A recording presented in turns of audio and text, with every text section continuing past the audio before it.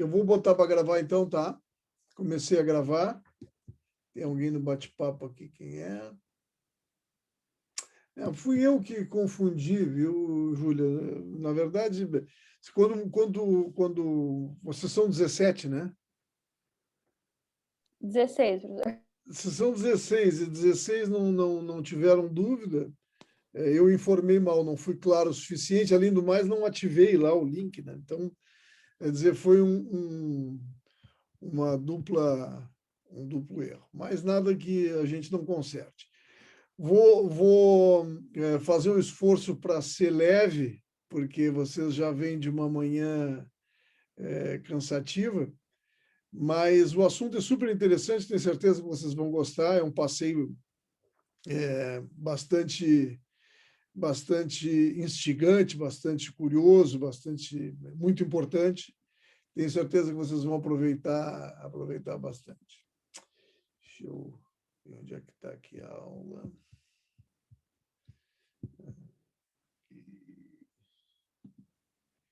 Vocês veem a minha tela?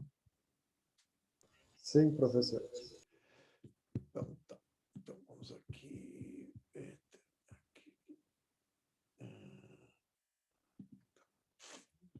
Está em tela cheia, né?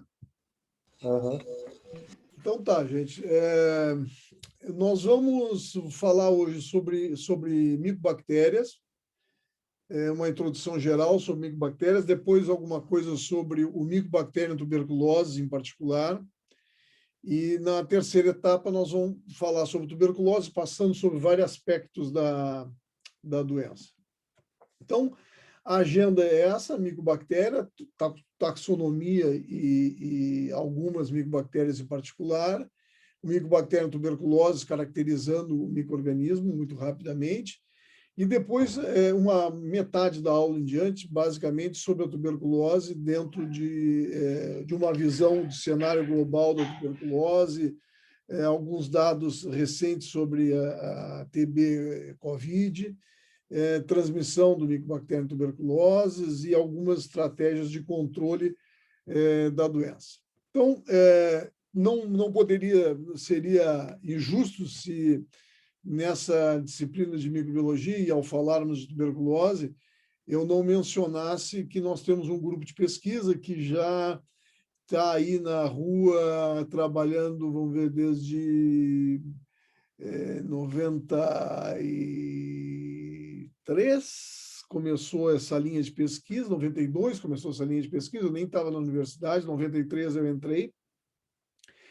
Então, esse grupo poderia se dizer que ele é constituído desse tempo todo, aí quase 30 anos, trabalhando com tuberculose e outras micobacterioses, embora o grupo se torne mais robusto a partir de 2001 e, particularmente, a partir de 2004, quando a gente consegue colocar um curso de pós-graduação a funcionar.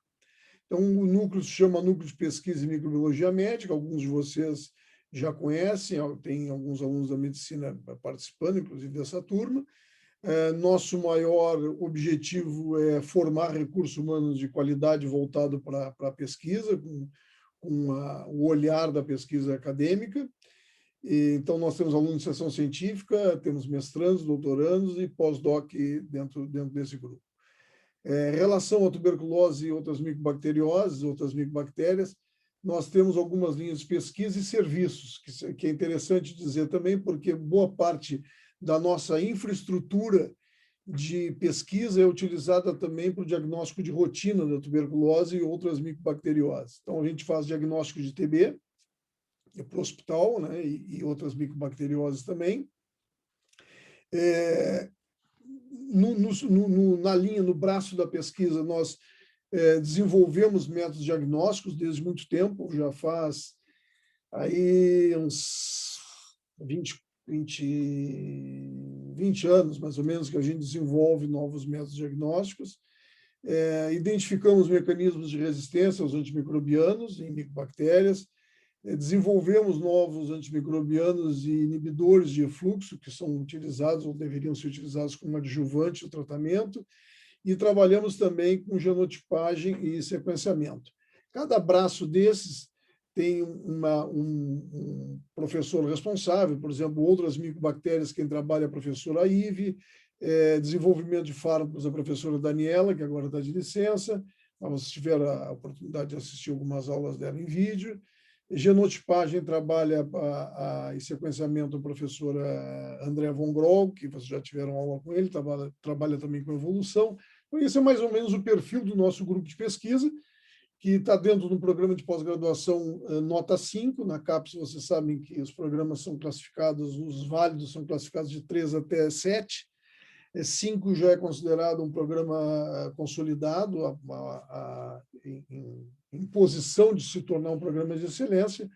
Nós ainda não temos toda essa bala na agulha, mas somos um 5 consolidados, por isso é um programa de pós-graduação bastante forte. Feita essa introdução, só para mostrar um pouco da conexão da pesquisa, durante a apresentação, em alguns momentos, poucos momentos, eu vou mostrar alguns artigos que a gente publicou recentemente mesmo, e intermeando um pouco com o que a gente vai apresentar. Então, micobactérias, existe uma família só, Mycobacteriaceae, um gênero só, Mycobacterium. Existe uma proposta de dividir esse gênero em outros gêneros, fazendo com que a família fique um pouco mais classificada, mas isso não está ainda plenamente aceito, então vou utilizar aqui a classificação taxonômica clássica que ainda é aceita. Então, as micobactérias, uma coisa importante, e isso é importante realmente para a prática de vocês, todas elas são bacilo álcool ácido resistente. Essa é uma característica estrutural da bactéria, porque ela tem um envoltório, que nós vamos ver daqui a pouco, rico em gordura. Isso permite que ela, por algum tempo, resista à descoloração com uma solução de álcool ácido. E é essa propriedade de descoloração com álcool ácido que é utilizado para fazer a coloração mais famosa, que é a de Ziel-Nielsen, que detecta bacilos álcool ácido resistentes. Então, vocês estão vendo um fundo azul, que é o corante de contraste desse processo de coloração, e estão vendo aqui os bacilos corados em fucsina, porque eles resistiram à descoloração, ficaram corados com o primeiro corante. Isso é importante saber, porque um resultado de baciloscopia, ou de microscopia, melhor dizendo, onde tem a micobactéria, seja ela qual for, vai ser a mesma coisa, bacilo álcool ácido resistente, então é a famosa pesquisa de Baar, né? Mycobacterium SPP, ou seja, as micobactérias, todas as espécies. A gente tem um grupo grande de micobactérias ambientais e algumas causam micobacterioses, que são infecções causadas por micobactérias que não são nem Mycobacterium lepra, nem Mycobacterium lepromatose, nem Mycobacterium ulceris e nem Mycobacterium tuberculose. São bactérias ambientais, micobactérias ambientais, que eventualmente causam alguma doença que nós chamamos no conjunto micobacterioses. Além delas, tem as classes Mycobacterium lepre e Mycobacterium lepromatoses, que causam a lepra, Mycobacterium ulcerans, que causa a úlcera de Buruli, tem outros nomes, mas a úlcera de Buruli é mais conhecida, e o Mycobacterium tuberculose, então, que causa a clássica tuberculose pulmonar ou a extrapulmonar. Então, passando um pouco micobactérias não tuberculosas, chamadas de MNT, existem mais de 100 espécies dessas micobactérias, e algumas são de particular interesse para a clínica, porque elas podem causar doenças infecciosas em seres humanos. Em particular, ou por processos invasivos, sejam eles estéticos ou cirúrgicos, inoculando um micro-organismo, por exemplo, com Mycobacterium abscessus, ou indivíduos imunodeprimidos ou com fibrose cística, que podem também ter infecções pulmonares com Mycobacterium abscessus, e indivíduos imunodeprimidos têm frequentemente infecções por Mycobacterium avium. Essas que estão em vermelho aqui, nós chamamos de complexo MAC, aquela que tem o Mycobacterium avium e o Mycobacterium intracellular, e complexo MAB, aquilo que reúne o Mycobacterium abscessus, malmoense e bolete. Por que complexo? Porque essas espécies são tão próximas, são espécies distintas, mas estão tão próximas que se dá o nome de complexo a elas, porque elas reúnem propriedades muito similares, embora tenham algumas peculiaridades que as diferenciem. Além dessas aqui, as que estão em azul, fortuito, Sugai, Quelone, Cansace, também podem, eventualmente, causar micobacteriose, especialmente micobacteriose pulmonar, e volto a dizer, particularmente em imunodeprimidos ou indivíduos com fibrose cística. Imunodeprimidos já estamos a ver que, por exemplo, o nosso hospital, aí, o Hospital Universitário da FURG, que é um centro de referência para tratamento, diagnóstico e tratamento de HIV positivo, é um local onde se esperará que alguns pacientes manifestem doenças pulmonares por algumas dessas micobactérias. Nós, nesse sentido, recentemente, o ano passado, publicamos um artigo em que nós estudamos a prevalência dessas micobactérias não tuberculosas, né, em pacientes que tinham suspeita de tuberculose. Então, entre 2014 e 2016, de 1.248 casos suspeitos, nós encontramos 25 desses casos pacientes que tinham, em 332 culturas, portanto, 7,5% do total de casos positivos de pacientes suspeitos com tuberculose, 7,5% não eram tuberculose, senão que eram MNT.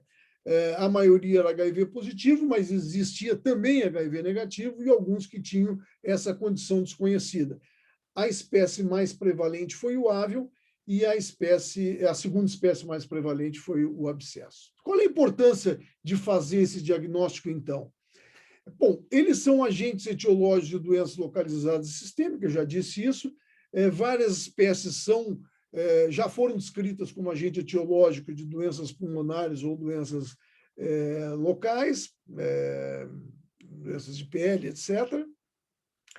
E principalmente porque o diagnóstico é difícil, eu já disse a vocês, todas são Barr, se comportam de maneira similar, imagem é muito parecida na radiografia, portanto, a clínica é similar, então é muito difícil fazer um diagnóstico rápido.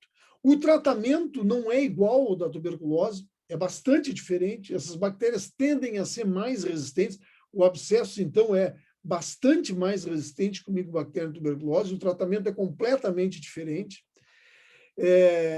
Ainda por cima, isso ocorre mais em indivíduos imunodeprimidos, portanto, a necessidade de um rápido diagnóstico e de um tratamento efetivo se torna mais emergente ainda pela situação do hospedeiro.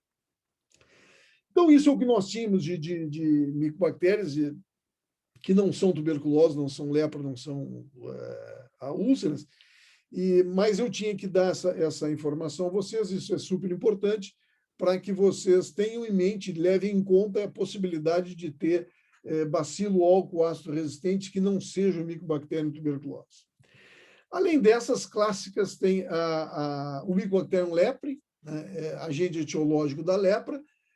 Ainda há um número bastante significativo de pessoas com lepra no mundo, cerca de 200 mil novos casos por ano.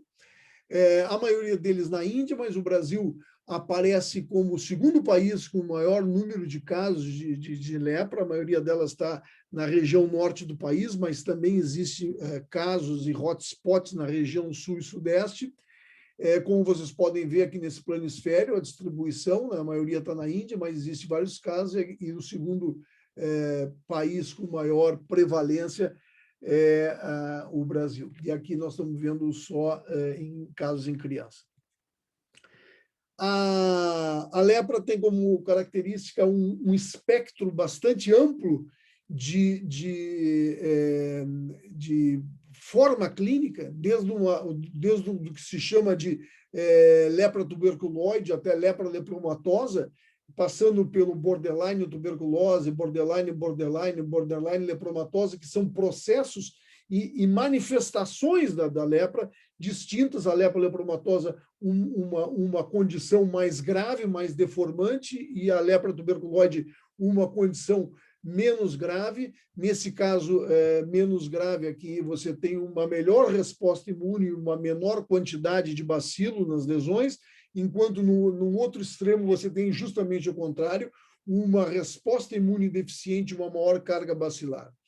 Essa diferença clínica parece ser muito mais ligada ao hospedeiro do que propriamente ao agente. Isto até pouco tempo. Também se suspeita que a lepra possa ser uma zoonose.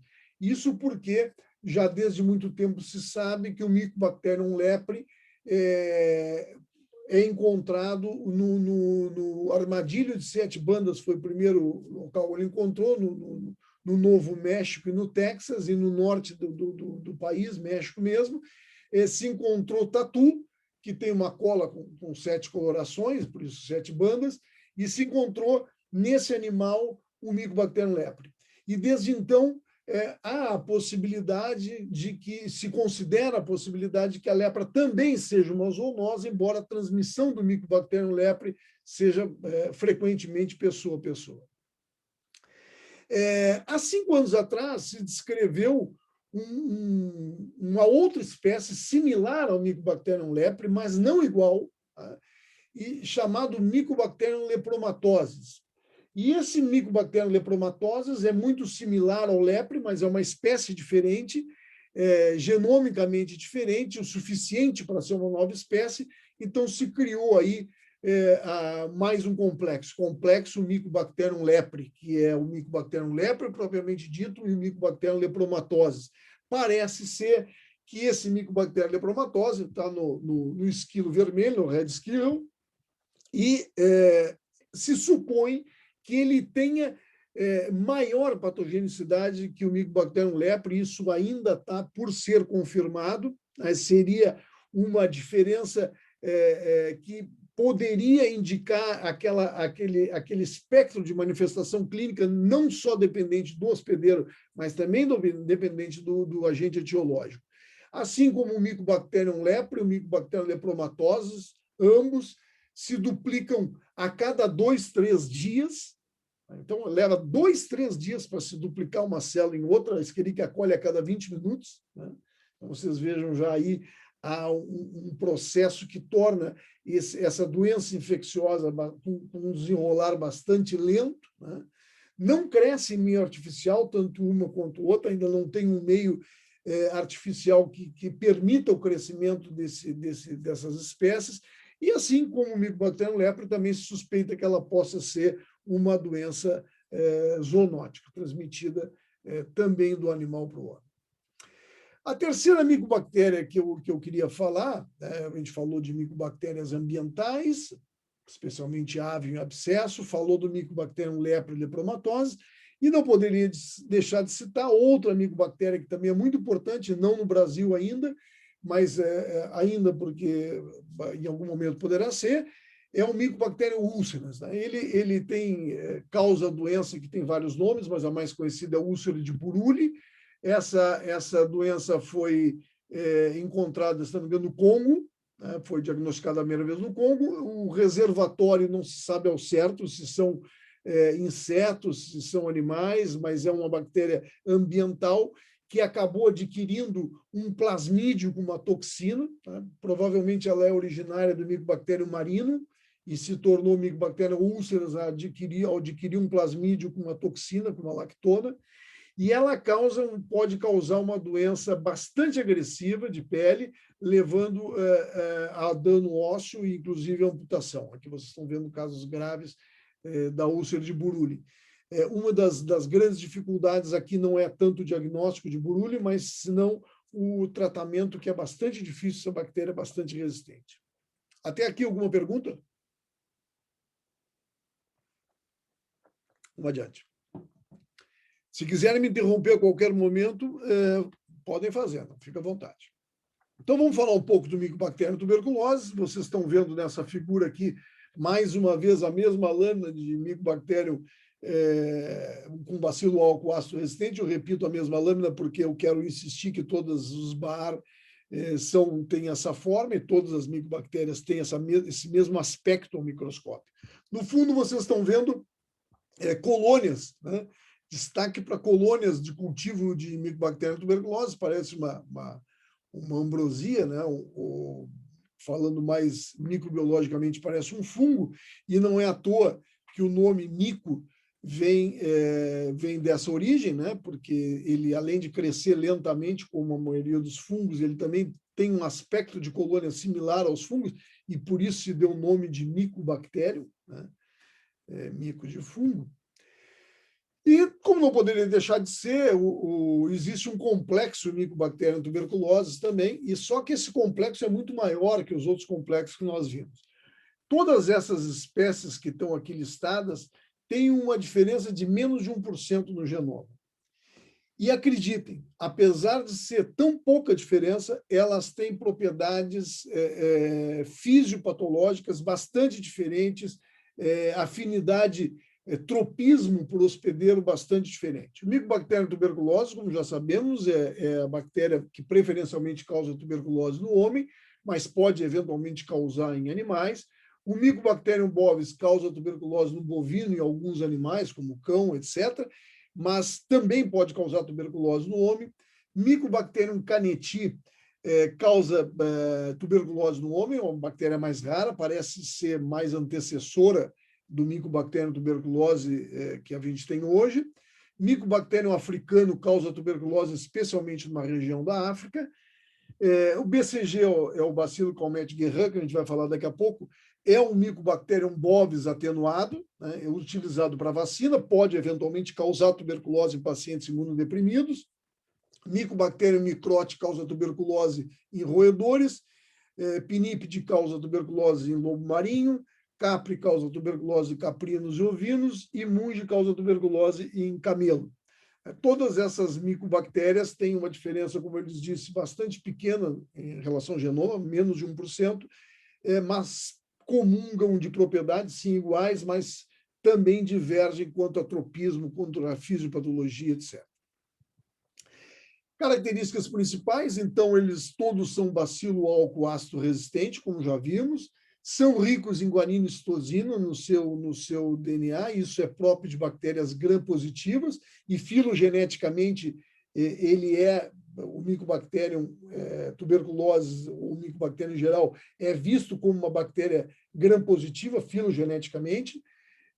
Entretanto, ele tem envoltório lipídio, como as bactérias gram-negativas, ele também tem um envelope, uma espécie de membrana externa. O tempo de geração, já lhes falei, é bastante longo, 18, 20 horas, e ele tem uma preferência por se localizar no interior de macrófagos, portanto, ao invés de ser digerido pelo macrófago, ele acaba conseguindo sobreviver justamente naquela célula que deveria ser a primeira defesa.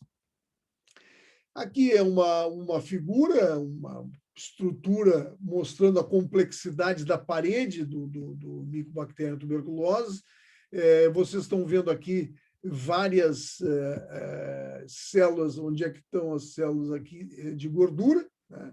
Aqui os ácidos micólicos, que são a parte externa, essa barrinha vertical azul, e é exatamente essa estrutura rica em lipídios que dá à micobactéria algumas propriedades, como resistência a alguns desinfetantes e biocidas, resistência a uma série de antibióticos, resistência à coloração pelo método de Gram, resistência à descoloração por álcool ácido, e por isso permitido se corar para corantes para a revelação de Baar, como a coloração de Ziel-Nielsen.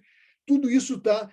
o tempo de duplicação da célula bacteriana estão muito relacionados a essa atípica estrutura de parede celular que tem o Mycobacterium tuberculose. E também é nessa estrutura que estão alguns dos alvos dos antimicrobianos típicos para tratar tuberculose, como etambutol, isoniazida e etionamida, né? São enzimas que atuam na construção dessa parede, que são alvo desses antibióticos que a gente vai falar um pouco mais no final da aula. Então, a importância da parede celular no controle e tratamento da TB, como eu lhes disse, ela é resistente, ela confere resistência a antimicrobianos e biocidas, ela está relacionada à evolução lenta da doença e também um tratamento longo, né, em torno de 6 meses para tuberculose com cepas sensíveis. Outra consequência, também eu acabei de dizer, é a coloração de Gram. Não se cora por essa estrutura, esse método é muito brando para essa espessa camada de gordura, então o que se faz aí é uma coloração para detectar bacilos álcool-ácido resistentes, como é a coloração dizia o Nielsen. Algumas particularidades, então, do bacilo de Koch, eu não falei a vocês, mas o Mycobacterium tuberculosis também chama-se bacilo de Koch, em homenagem a Robert Koch, que descreveu o bacilo, nós vamos falar já daqui a pouquinho. Então, não se cora pelo grã, cresce muito lentamente, é um aeróbio estrito, infecta, mas não causa doença na maioria das vezes, também vamos falar isso mais adiante. Filogeneticamente é gram-positivo, mas tem membrana externa, como as gram-negativas, usa um macrófago como habitat natural, tem uma terapêutica específica, todos esses fármacos aqui, isoniazida, pirazinamida, etambutol, tionamida, bedaquilina, delamanida, todas elas são drogas utilizadas só para o tratamento da tuberculose. Não tem outra aplicação. O etambutol, algumas vezes, é utilizado para tratar infecções com Mycobacterium áveo, mas o conjunto desses antibióticos é específico para tratar tuberculose. E a bactéria não tem plasmídio, né? Então, toda a evolução genética do Mycobacterium tuberculosis, ou já aconteceu em tempos muito remotos, e parece que sim, porque ele tem profagos, né? Então provavelmente ele foi infectado com fagos em algum momento, mas hoje toda a evolução genética é uma evolução a partir de mutações. Fundamentalmente a partir de mutações, porque não há transferência horizontal de informação genética nem entre os Mycobacterium tuberculose, nem entre a Mycobactéria nenhuma e nem entre Mycobacterium e outros gêneros, outros micro-organismos, porque eles não têm plasmídios detectáveis. O mesmo não acontece com outras micobactérias. Como acabei de lhes dizer, o Mycobacterium ulcerans, por exemplo, adquiriu um plasmídio do Mycobacterium, era um Mycobacterium marino, adquiriu um plasmídio de uma bactéria ambiental, que se tornou úlceras. O Mycobacterium abscessus também tem plasmídio, mas o Mycobacterium tuberculosis não tem. E ele tem, então, a resistência aos antibióticos é fundamentalmente, mas não unicamente, por mutações nos alvos ou em genes que são responsáveis por ativar os profármacos. Por que profármacos? Isoniazida, pirazinamida e etionamida, por exemplo, eles são administrados numa forma não ativa. Eles são ativados ou pelo organismo ou pelo próprio micro-organismo, em antimicrobianos.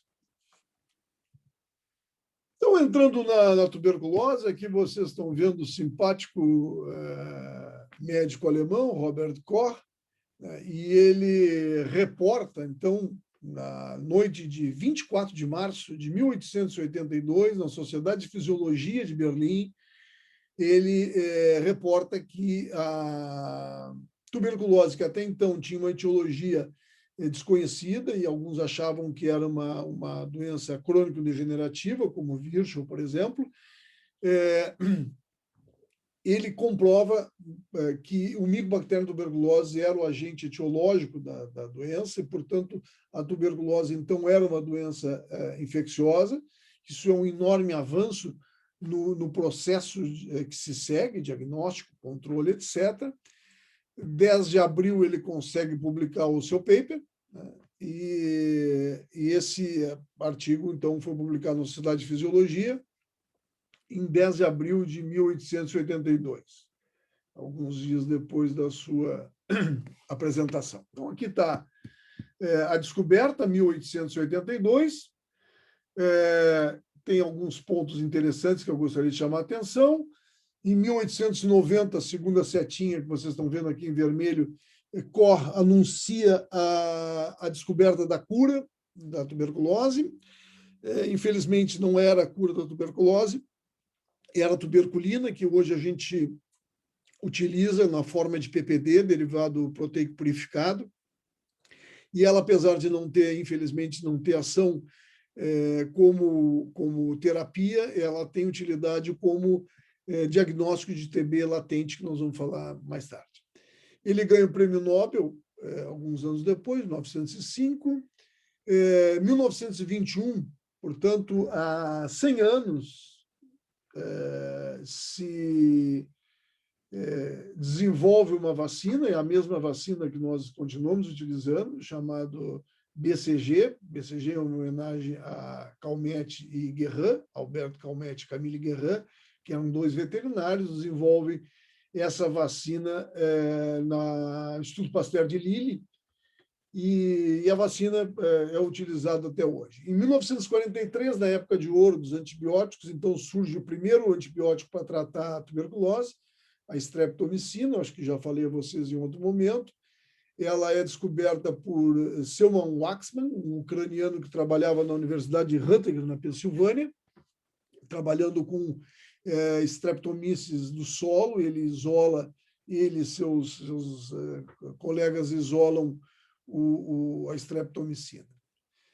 Começa a se tratar a tuberculose com sucesso, o mundo desenvolvido não só pelo tratamento e muito menos pela vacina, mas muito mais pelo aumento da qualidade de vida, da melhoria da vida das pessoas, uma menor diferença social entre elas, melhor habitação, melhor transporte, melhor trabalho, enfim, melhor alimentação.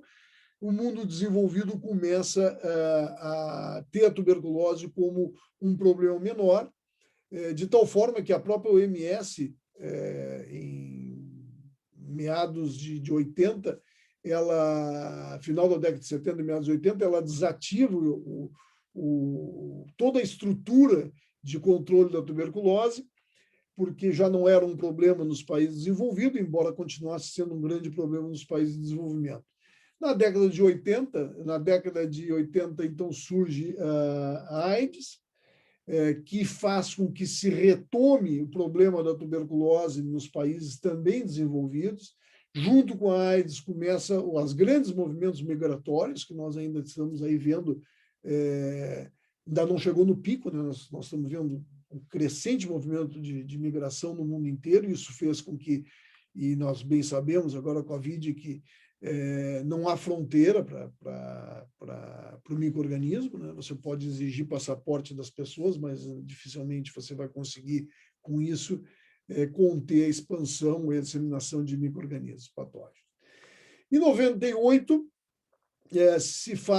consegue sequenciar o genoma inteiro do Mycobacterium tuberculose. Isso permitiu uma radiografia da bactéria.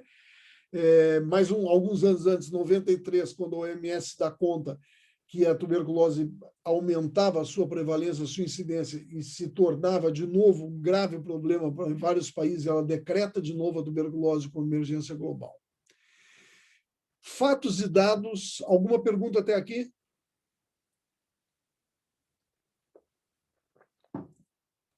Sigo, então. Fatos e dados sobre a tuberculose. A tuberculose é a doença infecciosa que mais mata no mundo. Ela tem causado cerca de 1,6 milhões de mortes todo ano. Dessas, 300 mil se estima que são pessoas com HIV. A cada 22 segundos, em 2019, morreu uma pessoa com tuberculose. A cada 2 minutos morre uma criança de tuberculose. Os investimentos prometidos de 15 bilhões de dólares, menos da metade foi realmente entregue pelos países. E existe uma vacina somente para TB. Vocês veem, por exemplo, a velocidade e a quantidade de vacinas que se tem para a Covid em um ano, e a tuberculose tem apenas uma vacina em 100 anos. Falei para vocês, mas vou aqui detalhar um pouco mais. A TB e Covid é a tempestade perfeita, né? A tempestade perfeita definida como uma situação na qual um evento não favorável é drasticamente agravado pela ocorrência de outro, gerando uma rara combinação de circunstâncias que acaba transformando o cenário num desastre. Então, para a tuberculose, a chegada da Covid, assim, falo da tuberculose, mas existe uma série de outros agravos de saúde que poderiam também ser levados a essa condição, mas aqui o assunto é a tuberculose, e a Covid traz, então, um enorme abalo no controle da tuberculose, fazendo o que nós chamamos de tempestade perfeita. Existem algumas diferenças e semelhanças entre a Covid e a TB. O agente etiológico de um é um vírus, o outro é uma bactéria. Uma tem uma vacina já eficaz, com redução bastante significativa de morte, que é o caso da Covid. A tuberculose não tem uma proteção nesse sentido, de evitar a infecção e muito menos evitar a morte, mas tem alguma semelhança. A transmissão é aérea, portanto, precauções tomadas para uma provavelmente podem favorecer outras. O diagnóstico rápido também tem nas duas, né? Não tão rápido quanto se queria, nem tão fácil quanto se necessita, mas já tem. Biossegurança é necessário para se prevenir das duas, especialmente nos locais de saúde pública, né? Com isolamento, com uso de máscara, processo de desinfecção. E tratamento efetivo, nós aqui botamos como se fossem semelhanças, mas não são, né? Nós não temos tratamento efetivo, embora tenhamos um tratamento de suporte depois que o paciente atinge o estado de gravidade, com antitrombóticos ou anti-inflamatórios. E para a tuberculose nós temos um tratamento bastante efetivo que cura até 95% das pessoas. A estimativa do impacto da Covid no controle da tuberculose, alguns modelos matemáticos têm dito que um confinamento de 3 meses e uma retomada posterior de 10 meses entre 2020 e 2025 vai causar algo em torno de mais 1,4 milhões de mortes, além da 1 milhão e 600 mil mortes que nós temos hoje, e vai aumentar em torno de 6,3 milhões de casos de TB, além dos 10 milhões que nós temos hoje. Então, a incidência global e as mortes TB em 21 pode aumentar para os níveis vistos entre 2010 e 2016. Implicando aí, pelo menos, num atraso de até 8 anos na luta contra a TB. Né? O que se imagina é que nós vamos ter um tempo a recuperar bastante importante nos próximos anos, mesmo depois de controlada a Covid, com o impacto que a tuberculose sofreu dessa pandemia. Trago um exemplo aqui, resultados preliminares de um levantamento que nós fizemos na cidade do Rio Grande sobre o diagnóstico de TB. Esses são dados obtidos junto à Secretaria de Estado de Saúde, a Secretaria de Saúde do Estado do Rio Grande do Sul, Programa de Controle Estadual, mostra que a média de casos novos em Rio Grande detectados entre 2015 e 2019 foi em torno de 242 casos ano. Né? Isso leva Rio Grande a uma taxa de incidência em torno de 120 por 100 mil. O Brasil está em torno de 37, 38 por 100 mil. Rio Grande é um hotspot de tuberculose. Redução em relação a essa média foi de 22%, e em relação a 2019, mais ou menos a mesma coisa, 23%. Então, se estima que se detectou 22% menos casos em 2020 em relação a 2019. Por que eu disse estima? Porque, primeiro, que esses 244 casos, por exemplo, em 2019, provavelmente não são todos os casos de tuberculose. Se há subnotificação no país inteiro, é possível que haja Rio Grande também. Quanto é essa subnotificação? Não sei, mas vamos botar 10%. Então, nós temos aí mais 20 e poucos casos. Então, nós estamos falando de 260. Né? Por isso eu falo em estimativa. Mas mesmo com os dados notificados, que são esses aqui, nós vemos uma redução de 22%. Bom, como muito provavelmente não houve nenhuma melhoria no controle da tuberculose no ano passado, isso é bastante provável, né? Bastante concreto, essa redução se deve a uma menor capacidade do sistema de detectar, de diagnosticar, porque houve isolamento, porque o paciente não tinha dinheiro, porque o serviço de saúde estava colapsado, seja lá por que razão for, mas o que houve foi uma redução drástica no número de casos diagnosticados. E o que leva a isso, essa redução drástica? Bom, várias coisas. Primeiro que esses pacientes que não foram diagnosticados não foram tratados. E se eles não foram tratados, eles continuam transmitindo o bacilo. Né? E, além disso, agravam o seu estado de saúde. Então, aqui, quando eu peguei os casos novos entre 2015 e 2020, só entre os meses de abril e dezembro, se repete. Então, a gente vê que realmente a queda se deve ao período de abril a dezembro, tá? Porque de janeiro a março a média foi a mesma. A queda se deve exatamente quando começa a pandemia. Então, aqui sobre HIV, não vem muito ao caso. Nós fizemos um artigo, escrevemos um artigo ano passado, revisando o diagnóstico laboratorial para a Covid, tinha muitas dúvidas na época, e nós julgamos que uma revisão, uma mini-revisão, pudesse colaborar para esclarecer, pelo menos, o potencial de cada metodologia, o que cada uma significava, né? Então, teste sorológico, RT-PCR, etc. E nós, então, esse é o grupo no PEN, trabalhando com a Covid, fazendo alguma coisa em relação à Covid. Além disso, também nós fizemos esse artigo porque o nosso núcleo teve intensamente envolvido na estruturação do laboratório de diagnóstico de Covid, que hoje funciona no Hospital Universitário. Como é que se transmite o micobactéria tuberculose? Bom, aqui eu quero fazer um parênteses para dizer mais uma vez a vocês, e talvez seja a última oportunidade que eu diga nesse ano, porque depois nós provavelmente não vamos nos encontrar mais, só lá na DIP, não se transmite nenhuma doença infecciosa. Nunca se transmite nem tuberculose, nem sífilis, nem gonorreia, não se transmite nada, nenhuma doença. O que é transmitido é o micro-organismo.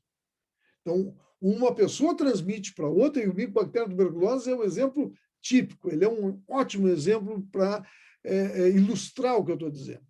O que se transmite é o micro-organismo. Se o sujeito vai ficar doente ou não é outra história. A doença é individual. Não se sabe se vai ficar doente, nem quanto vai ficar doente. Então, ninguém transmite doença, não se transmite tuberculose. Tuberculose não é uma doença transmissível, é uma doença infecciosa, infecto-contagiosa. O que é transmissível é o micro-organismo. Muito bem.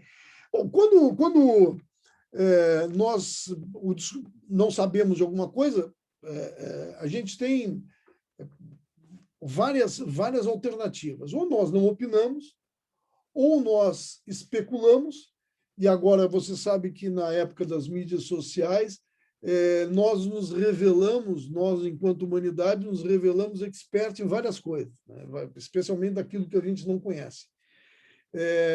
Mas essa capacidade que tem o ser humano só se ampliou com as redes sociais e internet, WhatsApp, isso só foi ampliado, né? Com Facebook, etc.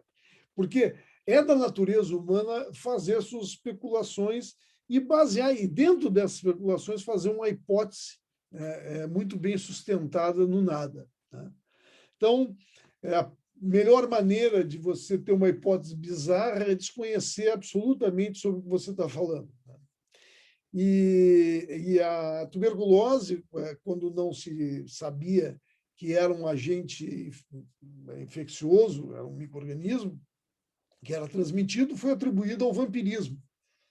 Porque o sujeito morava numa casa com 10 pessoas, ficava com tuberculose ativa, né?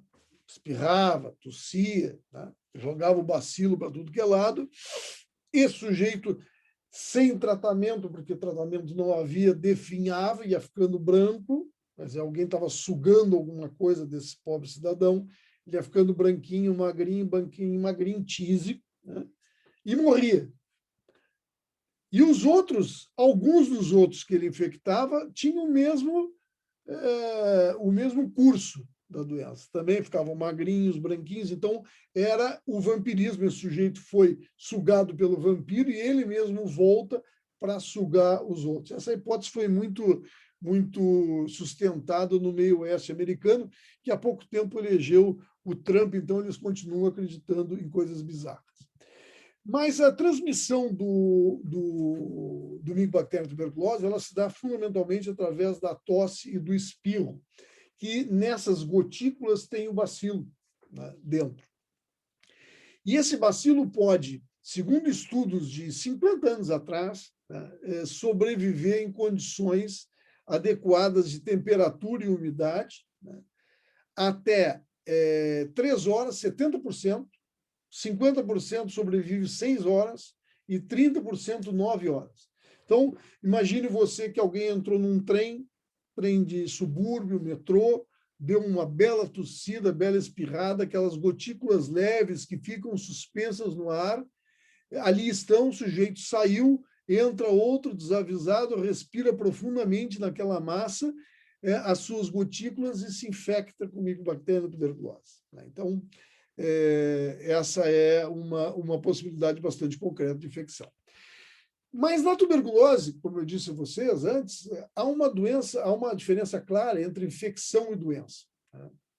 E é importante que se estabeleça essa diferença, já vamos ver por quê, e é importante diferenciar isso, né? O que é infecção, o que é doença.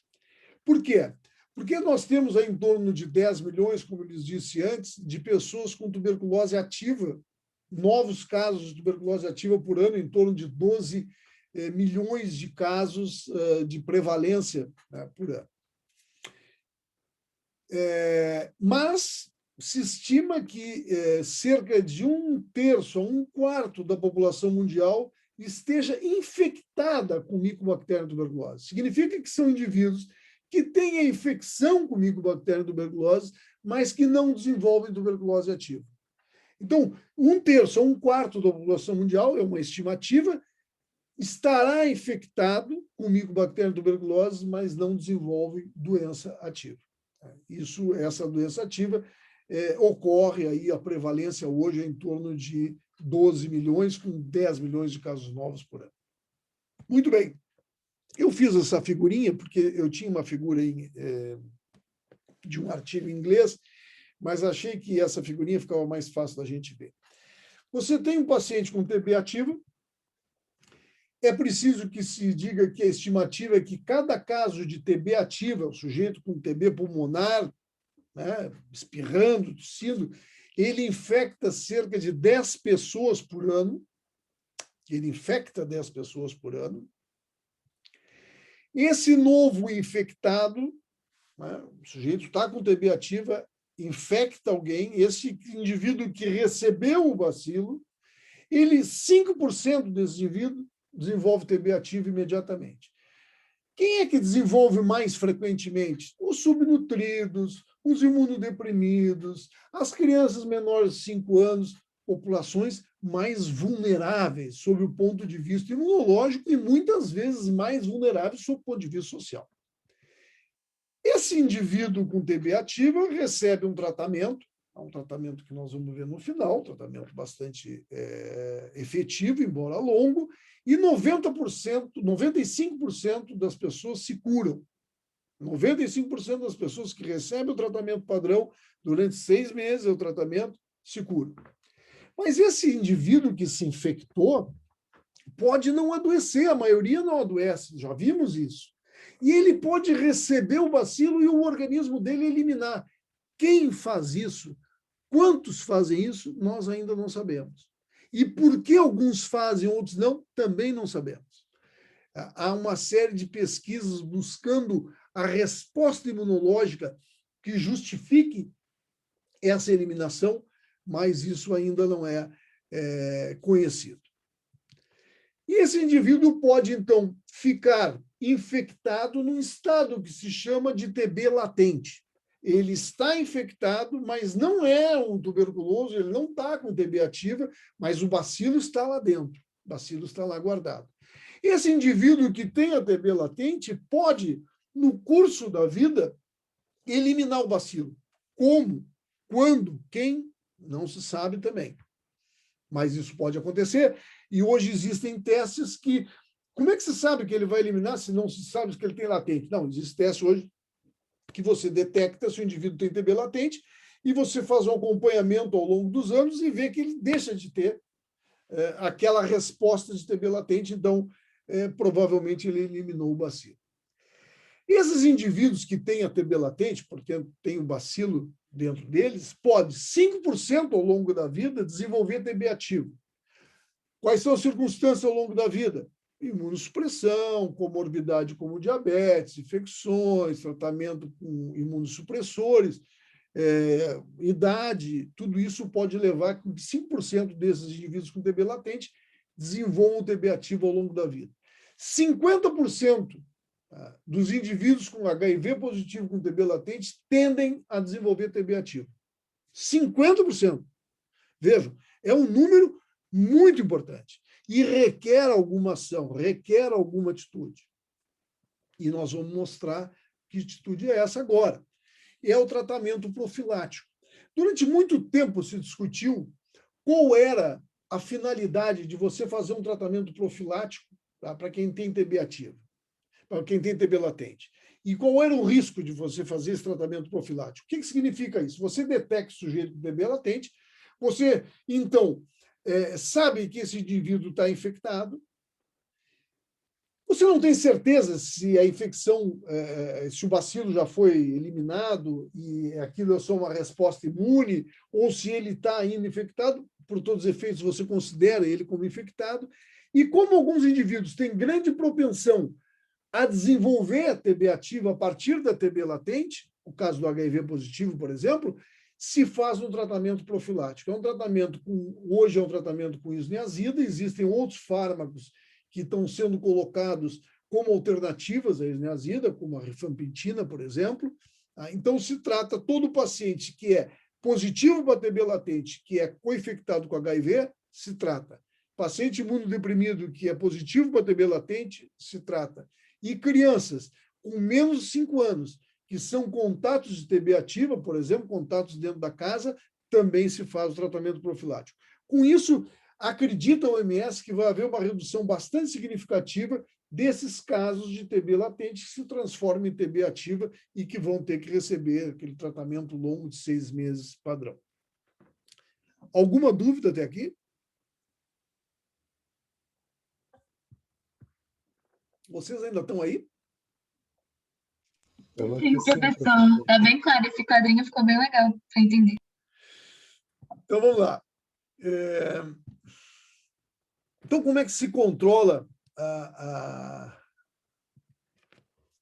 Bom, antes de falar no controle, de que depende, então, quais são as variáveis que determinam se o indivíduo vai se infectar ou vai ter doença?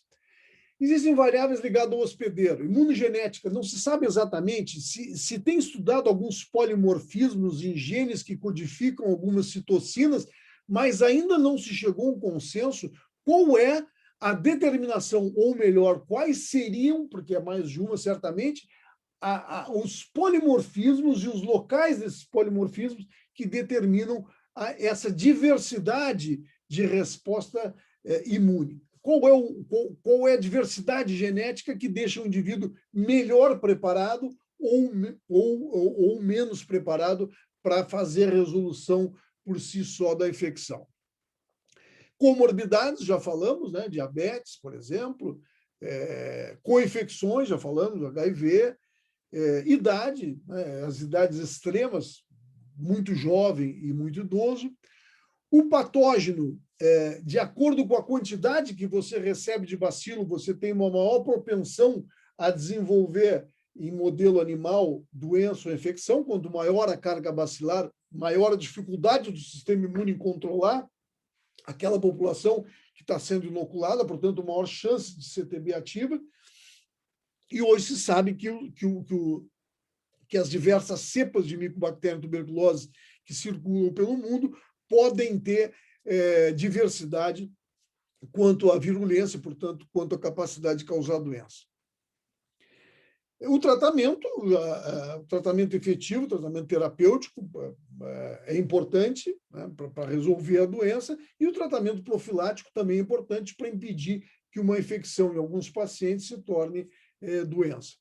E a imunidade adquirida. Essa é uma outra questão ainda muito em aberto. O indivíduo com uma infecção prévia, o indivíduo com TB latente, ele está protegido de uma nova infecção? Não sabe. O indivíduo com TB ativo anterior está imunizado? O indivíduo que teve uma infecção com SARS-CoV-2, ele está imunizado com uma nova infecção com SARS-CoV-2? Não sabe isso para a COVID. Também não sabe para a tuberculose. Indivíduo que teve contato com outras micobactérias, por exemplo, locais tropicais que têm uma grande quantidade de micobactérias ambientais, ele estaria, de alguma forma, imunizado de forma cruzada? Tampouco se sabe. E quanto que a vacina protege? Também não se sabe. Se sabe que a vacina, eu vou falar daqui a pouco, a vacina tem a sua utilidade, mas é bastante limitada a vacina que nós temos hoje. Então, quais são as formas de controlar a tuberculose? Eu não vou esgotar o assunto, não seria possível, nem eu teria essa presunção, mas eu vou elencar algumas coisas em relação à qualidade de vida, vacina, diagnóstico e tratamento. Então, melhora da qualidade de vida, né, sem dúvida nenhuma, os países europeus e os Estados Unidos e Austrália reduziram a incidência de tuberculose muito antes da introdução da antibiótico terapia, apenas com melhoria de qualidade de vida, né? Vacina eficaz, nós sabemos o potencial das vacinas, diagnóstico rápido e acurado, é um tratamento efetivo, tanto para a TB ativa quanto latente, e associar tudo isso à pesquisa científica, né? Eu acho que esse é o grande momento em que a humanidade tem que entender o valor da pesquisa científica enquanto ferramenta universal, enquanto ferramenta coletiva, enquanto ferramenta aplicada na maioria, não que a ciência não aplicada imediatamente não tenha valor, não, é a partir dela que se faz ciência aplicada, mas é preciso que a globalidade entenda o papel da pesquisa como uma ferramenta de auxílio, não daqueles senhores barbudos isolados num castelo, numa bolha, num mundo artificial. Então, redução da pobreza. Esse aqui é um mapa que talvez vocês já conheçam. Esse é o mapa da tuberculose. Esse mapa é feito no World Mapper, acho que ele, quanto mais gordinho a região, quanto mais gordinho o continente, mais gordinha a região, maior a carga de tuberculose, maior a quantidade de casos de tuberculose. A maior quantidade está na Ásia, especialmente na Índia, mas o Brasil se destaca aqui entre tantos países magrinhos. O Brasil se destaca, não diria que nós somos obesos, mas enquanto a tuberculose, mas nós temos um sobrepeso visível, né? Esse é o mapa da tuberculose e esse é o mapa da pobreza. Feito com a mesma plataforma, o mesmo software. Então, vocês veem que praticamente se sobrepõem o mapa da pobreza e o mapa da tuberculose, mostrando uma relação inequívoca entre uma coisa e outra. Nos próximos anos, a tuberculose deve retirar dos países mais pobres, especialmente dos mais pobres, até 3 trilhões de dólares, né? Em termos de gastos de tratamento, de hospitalização, perda de vidas, porque perder vidas custa muito dinheiro, especialmente quando essas vidas são jovens. A maioria das mortes em tuberculose, dos casos de tuberculose, ocorre na faixa etária economicamente produtiva. Então, não só, e claro que é mais importante a perda de vida para o sujeito que perdeu a vida, os familiares, mas a perda de capacidade econômica da região por essa ou a morte ou a inativação desse sujeito por um longo tempo. Países prioritários para o controle da tuberculose, a OMS lançou 3 grandes grupos de países, na verdade são mais de 3, né? São vários grupos de países, mas são 30 países. Alguns países estão aqui por ter uma grande quantidade de tuberculose, alguns estão aqui por terem uma grande quantidade de tuberculose com cepas resistentes ao antibiótico, alguns estão aqui por ter uma grande quantidade de tuberculose associada ao HIV. E, além desses, existem países que têm grande quantidade de tuberculose e grande quantidade de HIV, que é o caso do Brasil. E outros que têm tudo, tem tuberculose resistente, tuberculose com HIV e grande quantidade de tuberculose, que são esses que estão no meio aqui, né? Entre eles a Índia, como acabei de mostrar, Moçambique, República Democrática do Congo, etc. Esses são os 30 países prioritários em que a OMS tem uma atenção especial, porque são esses países que representam a quase totalidade dos casos de tuberculose no mundo. Brasil, O Brasil tem em torno de 90 mil casos, provavelmente um pouco mais pela subnotificação. Aqui foram, nesse ano de 2017, foram subnotificados 79 mil. Se estimava aqui que em torno de 11 mil não tinham sido notificados, embora existissem de fato. 7 mil mortes, com cerca de 2 mil mortes devido ao HIV. A mortalidade no país tem caído nos últimos anos, ou pelo menos até os últimos 2 anos vinha caindo,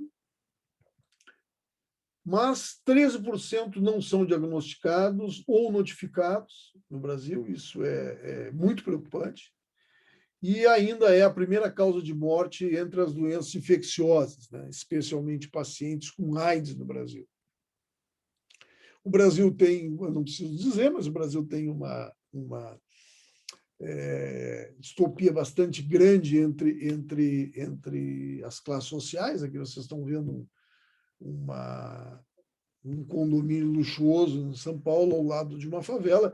Certamente aqui a incidência de tuberculose está em torno das taxas da Dinamarca e da Suécia, e aqui está em torno da Índia.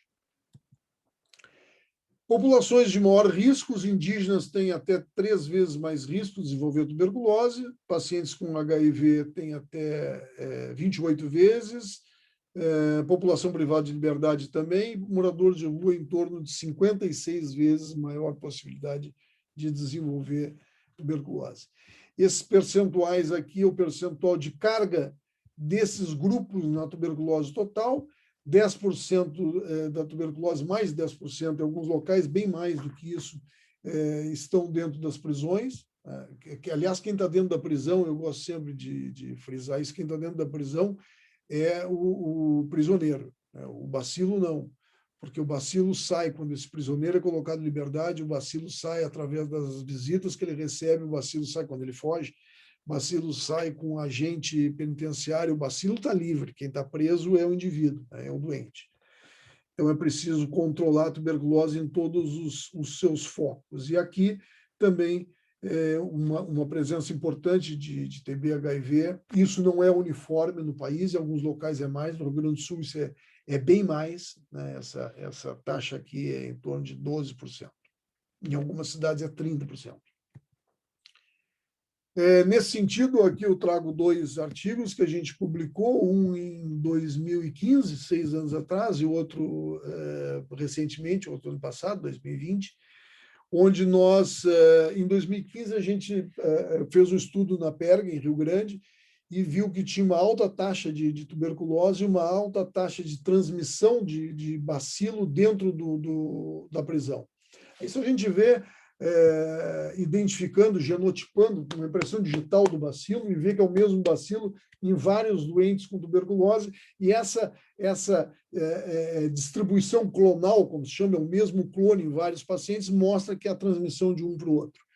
Passados 5 anos, depois que implantaram uma equipe de atenção à saúde, com médico, enfermeira, assistência odontológica, etc., houve uma redução da prevalência de TB bastante significativa, embora ainda tenha uma taxa de transmissão intramuros preocupante. A redução da taxa de TB diminuiu bastante, e para isso serve ciência também, para comprovar que a introdução de uma equipe de atenção à saúde faz reduzir, apenas a introdução, faz reduzir a carga de TB num presídio, por exemplo. Em relação à vacina, como eu disse a vocês, a vacina que nós utilizamos já tem 100 anos, ela foi desenvolvida por 2 veterinários no Instituto Pasteur de Lille, na França, Calmette-Guérin, Alberto Calmette e Camille Guérin, e ela tem, e é utilizada, é a vacina mais utilizada no mundo, né? Ela tem efetividade contra formas graves, desculpa botar em inglês, mas esse slide me foi doado por um amigo. Ela é efetiva, e ela é usada até hoje porque ela é efetiva contra formas graves de tuberculose na criança, especialmente tuberculose disseminada, chamada tuberculose miliar, ou tuberculose meninge, né? Então, a utilização da vacina no recém-nascido reduz de forma quase que absoluta as formas graves de tuberculose em criança, e por isso ela permanece sendo usada. Entretanto, a eficácia contra a tuberculose pulmonar em adulto é muito variável. Tem estudos que apontam 0% e outros que apontam 80%. Claro que existem muitas variáveis que podem contribuir para essa diversidade de proteção da vacina. Entre essas variáveis, uma das questões é as diversas cepas vacinais que são utilizadas no mundo, elas não são as mesmas. Existem diversas BCGs, pelo menos 5 BCGs são utilizadas amplamente no mundo. O Brasil era o país que utilizava talvez a melhor BCG, que era a Morro. Essa não está sendo utilizado mais, porque o nosso instituto que produzia, o Instituto Adolfo de Paiva, que produzia a BCG, está interditado há 5 anos. Nós compramos hoje a BCG, que é produzida na Índia, que é feita com a cepa da Rússia. Então, nós utilizamos a cepa russa aqui no Brasil. Essa diversidade de BCG pode explicar um pouco da diversidade de cobertura. Mas não é só isso que explica. A própria BCG, a construção da BCG, levou 231 passagens em meio artificial durante 13 anos, para que se pudesse desenvolver a BCG. E essas passagens atenuaram o Mycobacterium bovis, permitindo que ele fosse utilizado como cepa vacinal. Entretanto, essa atenuação se deu pela perda de uma série de pedaços do DNA que são importantes, que não deveriam ter sido perdidos e que são importantes para a resposta imune ao bacilo. Então, hoje está se correndo atrás de muitas vacinas. Eu tenho particularmente conhecimento de uma dessas vacinas. Vou falar rapidamente de 3. Uma estratégia nem é uma nova vacina, é uma revacinação com BCG. Aliás, vocês sabem que a BCG também tem sido sugerida como uma proteção a formas graves da Covid. Existe um amplo estudo internacional no qual o Brasil está também envolvido, com a Fiocruz, tentando avaliar se a revacinação em trabalhadores de saúde reduziu ou vai reduzir as formas graves de Covid. Tem uma série de problemas associados a isso, a escassez da BCG, o medo que falte BCG para vacinar a criança, mas a revacinação é algo que tem sido considerado.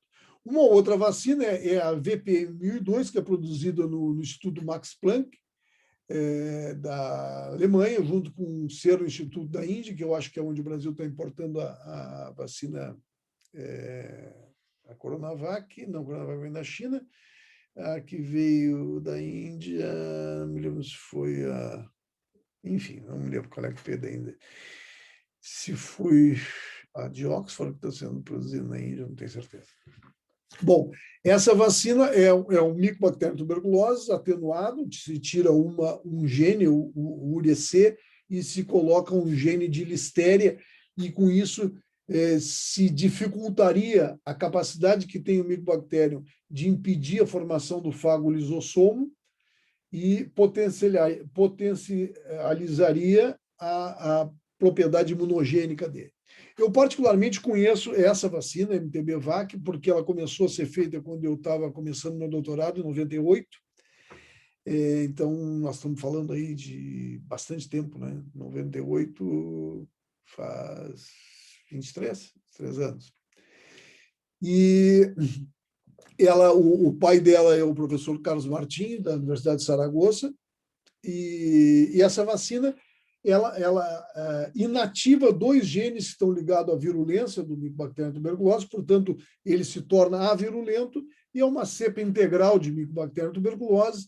Aqui ele está estando na fase 2A de ensaio clínico, mas ele já acabou a fase 2B, né? Portanto, já foi utilizado em criança e adulto, mostrou efetividade, eficácia e mostrou segurança. Agora ele vai, provavelmente, ano que vem, entrar na fase 3, que é aí uma população maior, em torno de 15 mil, 20 mil pessoas. Vejam que as vacinas para tuberculose andam a passos de tartaruga, né? Enquanto até plataformas similares, se vocês olharem aqui, embaixo vocês vão ver essa mesma plataforma que a Universidade de Oxford está usando para coronavírus, o adenovírus do chimpanzé, é a mesma plataforma. Portanto, em um ano, nós temos uma vacina para Covid e 20 anos nós não temos ainda uma vacina para tuberculose. Bom, mas na ausência de uma vacina que proteja, né, contra a doença ou contra a infecção, o tratamento é a forma mais eficaz, né, para se romper a cadeia de transmissão desse micro-organismo. Mas para que a gente possa tratar, possa implantar um tratamento e possa cuidar desse paciente, é preciso encontrar o paciente, não é isso? E aí vem a famosa expressão, né, do Tedros, o diretor-presidente da OMS, testar, testar, testar, todos os casos suspeitos era para Covid, mas serve também para tuberculose. Nós temos aí cerca de 3 milhões de pessoas que têm tuberculose e não são detectadas anualmente. Então, é um número global muito importante, porque esses pacientes não são tratados e, portanto, continuam mantendo o ciclo de transmissão do bacilo. Como é que nós vamos diagnosticar? Bom, nós temos que encontrar esse paciente para tratar, né?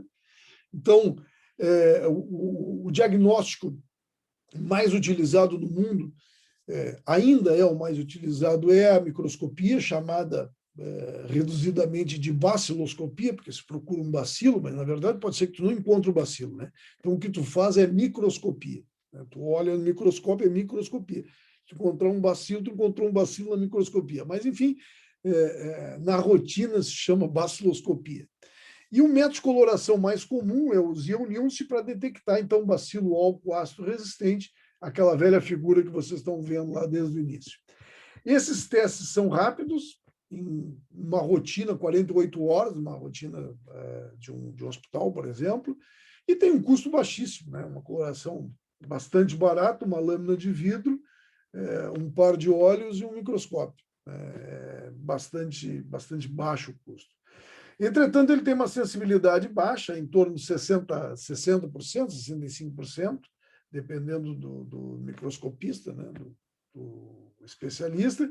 Não identifica a espécie de micobactéria, já que todas têm a mesma coloração e a mesma forma, e muito menos determina o perfil de resistência aos antimicrobianos. Né? Depois, com o passar do tempo, lá em 92, a professora Maria do Carmo Braga, que era a primeira pessoa que começou a trabalhar com micobactéria na FURG, ela começou a fazer cultivo. Né? Então, começou a fazer cultivo com Lovestein Jensen, depois com outro meio, o gal acudo, são meios à base de ovo. E esse método cultivo em meio sólido, aqui vocês estão vendo o meio de cultivo verde com o crescimento amarelinho aqui do micobactério. Ele tem alta sensibilidade, é capaz de detectar 95% dos casos, tem um custo muito baixo, é o ovo verde malaquita e agar, é super barato.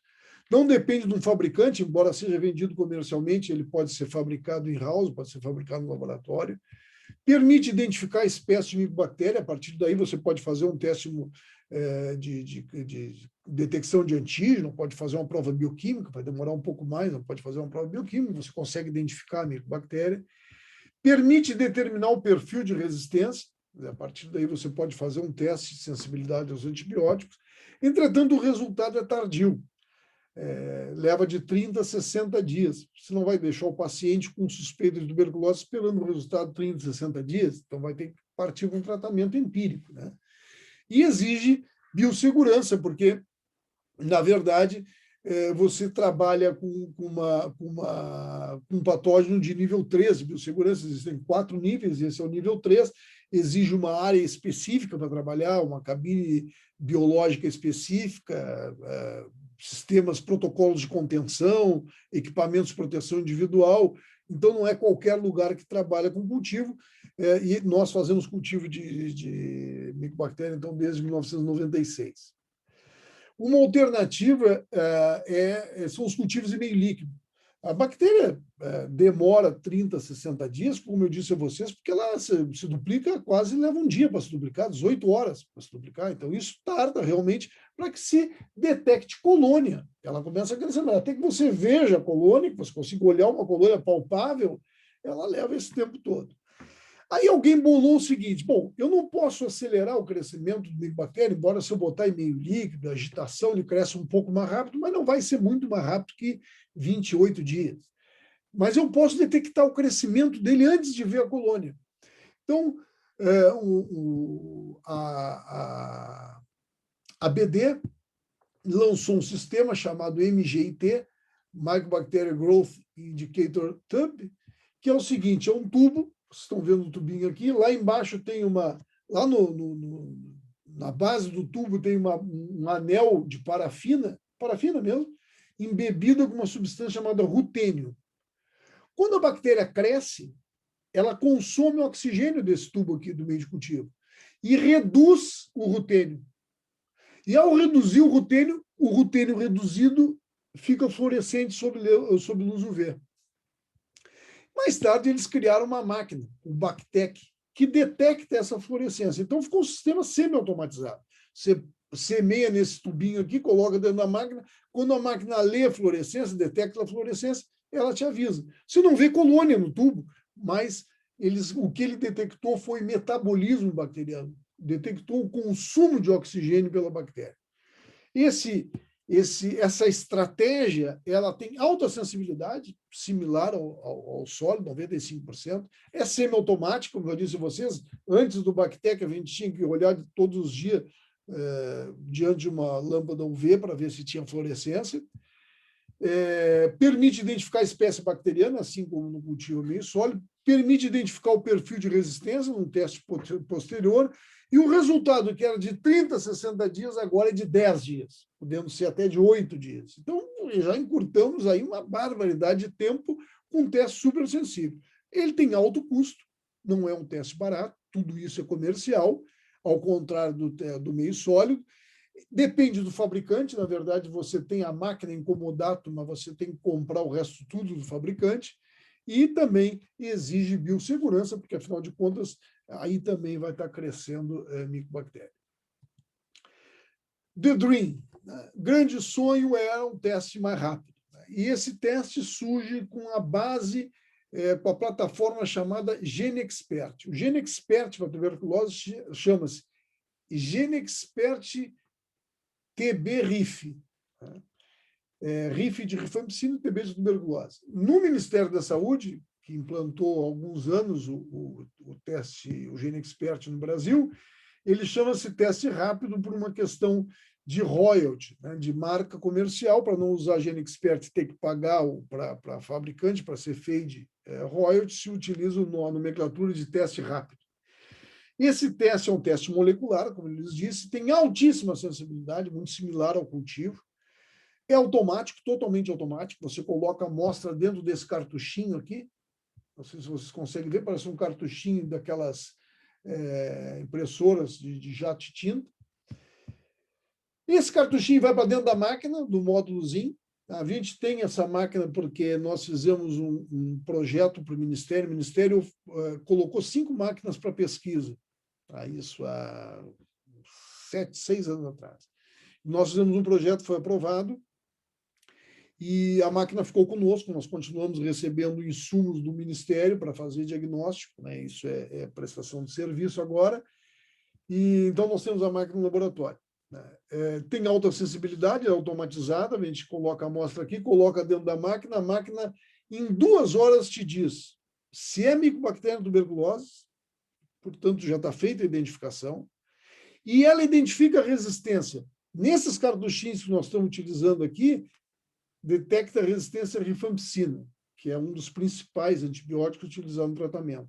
Nos novos, que já estão para vender, o Ultra, eles estão detectando resistência à isoniazida, a etambutol e a pirazolamida e a fluoroquinolona.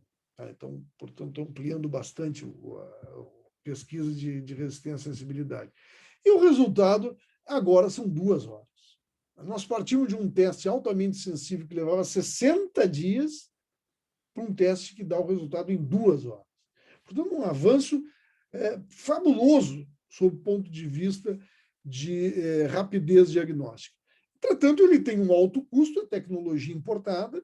Essa tecnologia surge quando tem as cartas com esporos de bacilos anthracis nos Estados Unidos, logo depois do 11 de setembro.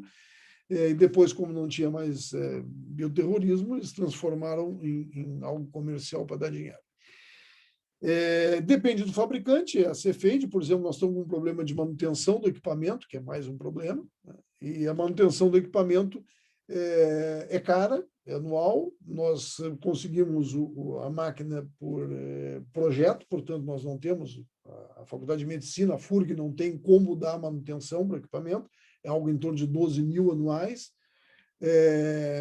Nós utilizamos equipamento para prestar serviço para o hospital, mas o hospital também tem dificuldades, apesar de ter dinheiro, tem dificuldades burocráticas para justificar a manutenção de um equipamento que está dentro da Faculdade de Medicina. Então, nós já estamos com nós temos 4 módulos, 4 portinhos, dá para fazer 4 testes cada vez, nós já estamos com um módulo estragado há mais de um ano. Bom, na área diagnóstica, nós temos uma avaliação de um teste, esses são artigos publicados pelo nosso grupo, uma avaliação de um teste rápido molecular para identificação de MNT. Esse teste foi quando a professora Yves esteve na Bélgica, na Universidade de Ghent, junto com a professora Nandi Martin, na verdade, avaliando esse teste, um teste excelente, um teste molecular, super rápido, que nós estamos tentando implantar no hospital também há 2 anos, 3 anos, e ainda não conseguimos. Em 2016, nós, para avaliar o poder, o impacto do Bactec MGIT, nós comparamos com outras metodologias e avaliamos a atividade, o impacto dele dentro do hospital universitário, né, especialmente na população com alta prevalência de HIV. E, mais recentemente, nós utilizamos toda a nossa estrutura, inclusive o GeneXpert, para avaliar o laboratório como ferramenta para controlar a tuberculose no local de alta carga de HIV/AIDS. Esse artigo foi capitaneado pela doutora Ana Júlia Reis, que hoje é nossa pós-doc, e feito fundamentalmente com um grupo do laboratório e mais as professoras Jussara, a professora Rossana e a doutora Roseli. É um grupo que reúne o staff do hospital, reúne professores da clínica médica, da parte de doenças infecciosas, e reúne o pessoal da área dita básica, né, de desenvolvimento de microbiologia. Qual é o futuro? Bom, o futuro é ter um teste que seja rápido, menos de 2 horas, tenha baixo custo, menos de $2, seja realizado sem equipamento free, e identifique pelo menos resistência a isoniazida e rifampicina. Isso vai ser obrigatório para que um teste seja concorrente do GeneXpert. E é desejável ainda que esse teste diferencie Mycobacterium tuberculosis de outras micobactérias, de preferência identifique Avium abscessos, e que identifique resistência a outros antibióticos. Isso é desejável. Isso é o the dream, sonho do sonho.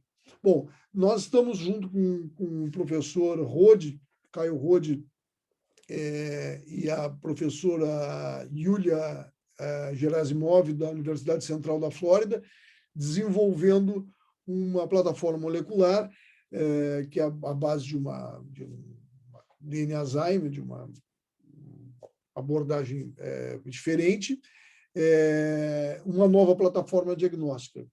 Nosso objetivo é que esse teste tenha o resultado em 2 horas, seja feito sem equipamento, tenha baixo custo, detecte resistência, identifique. Que fase nós estamos? Bom, isso foi um artigo publicado em 2017, depois publicamos outro em 2018, e agora nós modificamos um pouco a técnica e abordagem, e estamos padronizando a reação aqui no Brasil. Então, estão envolvidos aí 2 pós-docs e uma mestranda nesse projeto. Quanto ao tratamento, já encaminhando para o final da aula, não sei se ainda tenho tempo, tenho tempinho ainda. O tratamento para tuberculose, quando não se sabia a sua causa e não se conhecia, portanto, o agente, passava pelo mesmo processo de outras doenças, com a imposição das mãos, né?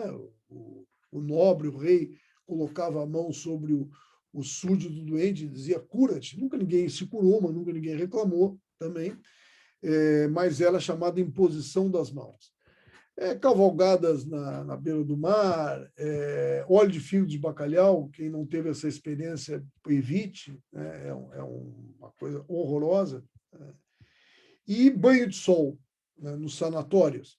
Os sanatórios foram uma grande estratégia para recuperar pacientes com tuberculose na época em que ainda não havia o tratamento com medicamentos, com antibióticos.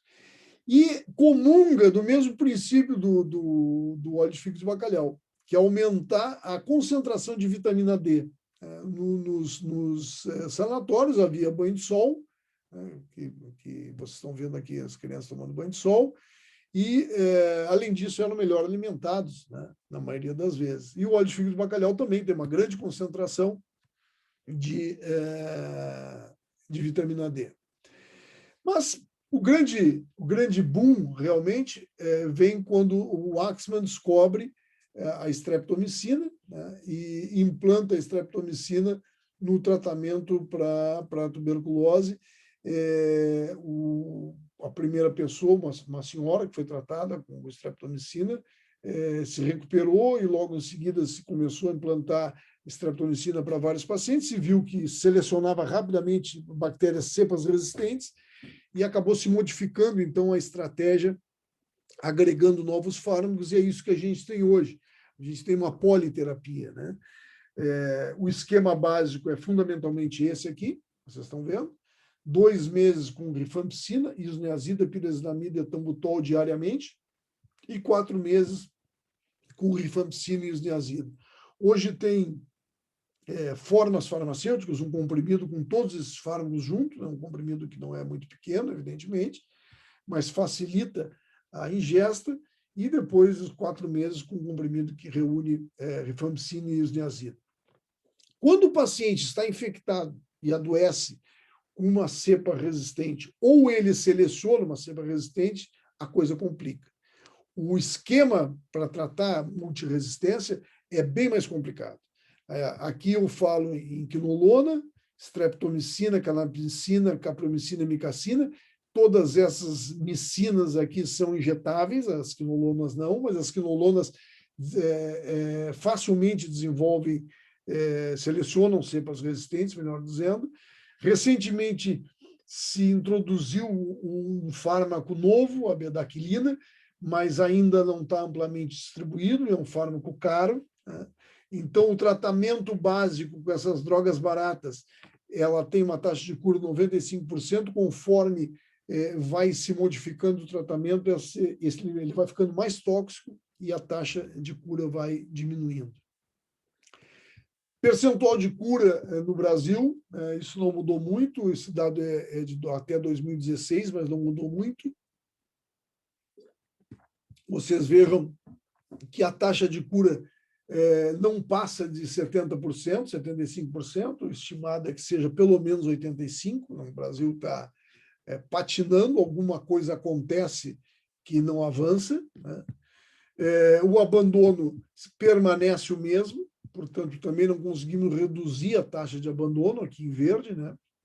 Basicamente, essas duas linhas é que eu gostaria que vocês prestassem atenção. Uma alta taxa de abandono, em torno de 10%, e uma baixa taxa de cura, em torno de 70%. Esse percentual de abandono é diferente, né, por unidade federativa, por capital, por cidade. O Brasil tem a média, como eu disse, 10%, mas tem estados como o Brasil, como o Rio Grande do Sul, que passa de 12%. Em Porto Alegre, isso é muito maior, em torno de 20%. Então, o abandono é um sério problema. Por que é um sério problema? porque ele mantém a cadeia de transmissão do bacilo, o sujeito abandona o tratamento, continua bacilífero, continua com TB ativa, continua transmitindo bacilo, e especialmente ele seleciona cepas resistentes, portanto, ele começa com uma TB com um bacilo sensível aos antibióticos, e essa suspensão do tratamento, essa descontinuidade do tratamento, facilita a seleção de cepas resistentes, é algo que a gente estuda também aqui no grupo, e, além disso, determina altas taxas de mortalidade e perdas econômicas, tanto individuais, para esse indivíduo que acaba ficando incapacitado ao trabalho, como coletivas, na medida em que o custo de saúde brasileiro é coletivo. Nós estudamos aqui alguns artigos, publicamos alguns artigos, onde nós estudamos aqui uma cepa de Mycobacterium tuberculose que emergiu aqui no Sul, que é resistente à rifampicina, e descobrimos, esse artigo é super interessante, nós descobrimos que ela tem uma inserção, se eu não estou me falando a memória agora, são 16 pares de base no meio de um gene, o gene da RPOB, e isso determina a resistência à rifampicina. E vimos que essa distribuição é basicamente aqui no Sul, né? E muitas delas eram em pacientes privados de liberdade, pessoas privadas de liberdade. Também estudamos o mecanismo de resistência agregado, além das mutações, que é o mecanismo de efluxo, que a gente especula que ele pode ser uma fase prévia à mutação, portanto, ele seria um protagonista quando o indivíduo abandona o tratamento, ele manteria a população de micobactéria com aquela subdosagem, na medida que o indivíduo abandona, ainda fica um rastro de efeito do antibiótico, o efluxo permitiria que a população sobreviva nessa condição, e isso facilitaria a seleção de cepas resistentes. Ação para reduzir o abandono. Compromisso do Estado, né, políticas públicas abrangentes, sustentáveis e permanentes, para que o indivíduo tenha suporte. Isso, na época do Bolsa Família, que Bolsa Família foi lançado, se colocou como uma das exigências, além de ter o filho na escola e algumas outras exigências, se o indivíduo tivesse tuberculose, ele tinha que comparecer ao posto de saúde para que recebesse um registro, mantivesse o tratamento.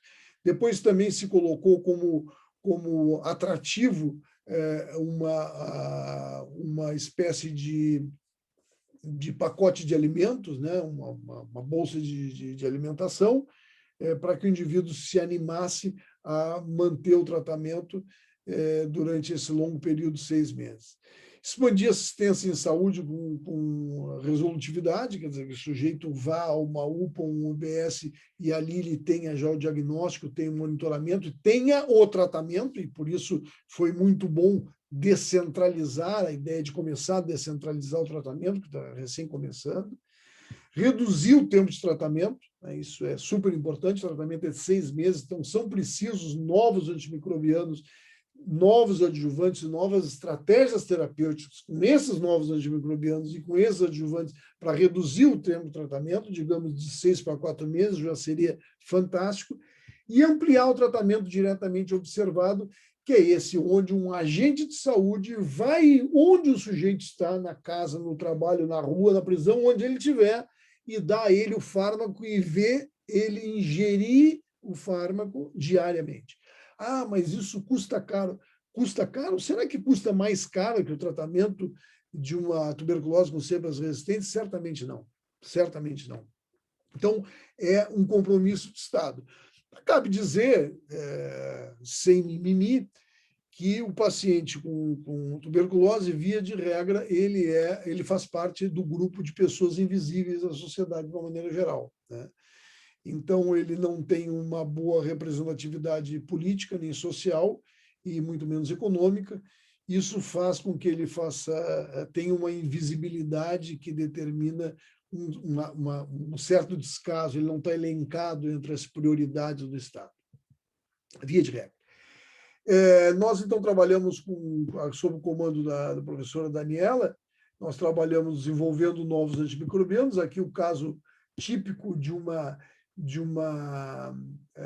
cossíntese, né? A partir da isoniazida, nós colocamos uma naftoquinona, que é um derivado de uma árvore no Brasil, e nós utilizamos os dois e testando quanto a cepas resistentes e sensíveis à rifampicina. Com bons resultados, publicamos relativamente recente, acho que foi em 2020, publicamos esse artigo. E estamos desenvolvendo, então, alguns inibidores de bomba de refluxo que possam ser utilizados como adjuvante no tratamento da tuberculose. Nós trabalhamos com a Universidade de Santa Maria há muito tempo, estudando essas tetraidopiridinas. Nós avaliamos a ação das tetraidopiridinas contra refluxo e Escherichia coli, em abscessos, em áveo, e recentemente nós temos um artigo que está para ser aceito, esperamos que ele seja aceito essa semana, contra o Mycobacterium tuberculose. Esses inibidores de bomba de refluxo, na medida que o refluxo é um mecanismo de resistência, auxiliariam a ação, potencializariam a ação dos antibióticos, reduzindo nossa expectativa que reduza o tempo de tratamento. Então, a Agenda 2030 para o Desenvolvimento Sustentável, ela foi um pacto feito por 193 Estados-membros da ONU. O objetivo é erradicar a pobreza, né, que é um desafio global e é indispensável para o desenvolvimento sustentável, e tem uma série de metas. E, nesse sentido, a universidade tem um papel fundamental dentro dessa agenda, né? No objetivo 3 da agenda está saúde e bem-estar, né? E, textualmente, no 3.3 é dito o seguinte: para 2030, final da epidemia de AIDS, tuberculose, malária, doenças tropicais negligenciadas, combater hepatite, doenças relacionadas ao consumo de água e outras doenças comunicadas. Então, a tuberculose faz parte dos objetivos de desenvolvimento sustentável para 2030, textualmente, não englobada, mas não textualmente, porque é visto como um grave problema de saúde pública. Nesse sentido, a OMS estabeleceu uma estratégia de ENDE-TB. Né? Essa estratégia está assentada em 3 pilares, eu não vou ler todos os pilares, não ter mais tempo, mas o pilar 3, que é o que eu queria citar, é a primeira vez claramente demonstrado a intensificação de pesquisa e inovação como ferramenta para o controle da tuberculose. E prognóstico da incidência da incorporação tecnológica é o seguinte: esse quadro mostra que, se nós otimizarmos, melhorarmos o uso daquilo que a gente tem, nós vamos ter uma queda de casos de TB, de controle da TB, de em torno de 5% ao ano. Se nós introduzirmos novas ferramentas, como vacina, drogas, regimes terapêuticos, diagnóstico, nós vamos ter uma queda para 2035 em torno de 17%. Portanto, estima-se que só a otimização do que a gente já tem já vai ser uma grande melhora, mas a introdução de novas ferramentas será fundamental para o controle da tuberculose até 2035. Bom, esse cartão aqui eu achei muito interessante. Então, eu acho que isso serve para os nossos tempos, né? Serve para todo o modelo de questões que nós estamos enfrentando, né? Então, você tem questionamentos, mas se você quiser respostas fáceis, mas erradas, você pode pegar o caminho mais fácil, esse aqui, que está um monte de gente aglomerada, e vejam onde é que eles vão, todos eles vão cair no precipício. Ou você pode pegar o caminho certo, mas que é muito mais complexo, e você tem que parar e ler a cada momento, né, para tentar chegar em algum lugar. Esse cartão me parece muito interessante. Proposta de visão, então, é um mundo livre de tuberculose, com 0 mortes, 0 casos e 0 pessoas sofrendo de tuberculose. Bom, todo esse esforço é coletivo. A gente faz parte de uma rede brasileira de pesquisa de tuberculose, a Rede TB, que reúne cerca de 300 pesquisadores, clínicos, servidores da área da saúde, para auxiliar o Ministério e auxiliar os gestores com desenvolvimento de pesquisa aplicada e pesquisa que seja útil ao controle da tuberculose. Então, era isso que eu tinha para mostrar a vocês. Me coloco à disposição, se vocês têm alguma pergunta.